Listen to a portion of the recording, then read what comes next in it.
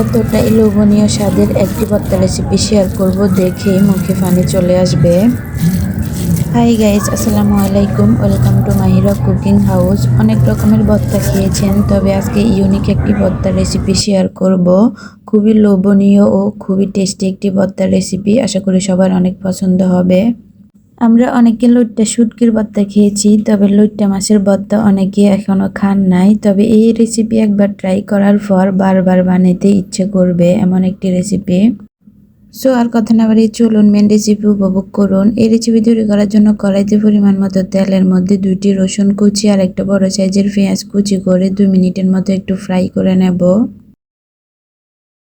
পেঁয়াজ রসুন যখন লালচে ব্রাউনিশ হয়ে আসবে, এই পর্যায়গুলারে উঠিয়ে রাখবো। তারপর একটা বাটির মধ্যে হলুদ, মরিচ আর লবণ পরিমাণ মতো মিক্স করে নেব। দেন এখানে আমি 3-4টা লইট্টা মাছ এভাবে মিক্স করে নেব। তারপর গরম তেলে মাছগুলারে ফ্রাই করে নিতে হবে। এভাবে আমি একটা একটা করে মাছগুলা দিয়ে দিচ্ছি গরম তেলের মধ্যে। মাছের এক পাশটা কিছুটা ভাজা হয়ে আসলে সেমভাবে অপর পাশটাও ফ্রাই করে নিতে হবে, এভাবে উল্টিয়ে দিতে হবে। এভাবে আলতো হাতে উল্টিয়ে দিয়ে 2 পাশটা আমি সেমভাবে ফ্রাই করে নিয়েছি। এখন আমি তেল থেকে এগুলার উঠিয়ে নেব।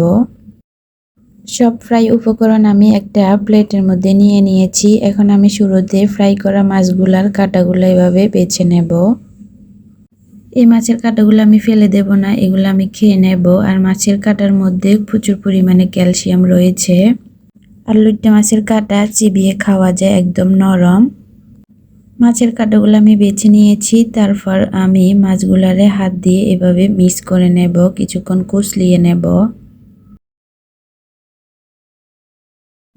এখানে আমি কিছু পুদিনা পাতা নিয়েছি। তারপর আমি পেঁয়াজ, রসুন, পুদিনা পাতা একসাথে সব উপকরণ মিক্স করে নেব। আর সামান্য একটু লবণ দিয়েছি।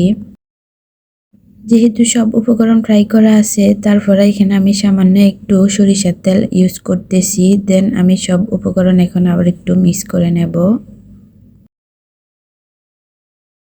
মিক্স করা কমপ্লিট। আর এইভাবে রেডি হয়ে গেল আমার খুবই লোভনীয় স্বাদের, খুবই টেস্টি একটি ভর্তার রেসিপি। আশা করি আপনাদের অনেক ভালো লেগেছে আমার এই রেসিপি।